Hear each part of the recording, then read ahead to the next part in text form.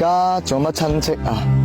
連血濃於水嘅親兄弟姊妹都唔親我。喺你落難嘅時候，全部喺你後邊講你嘅是非，喺你背後插你幾刀，踩到你幾腳，落井下石嘅，全部都係佢哋。咩叫親戚啊？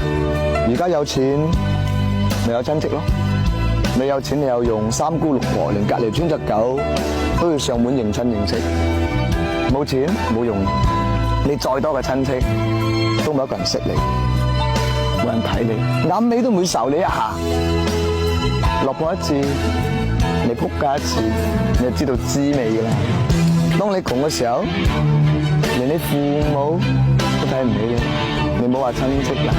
我講啲嘢雖然好難聽，有啲過分，但呢個咧係咩啊？係事實嚟嘅。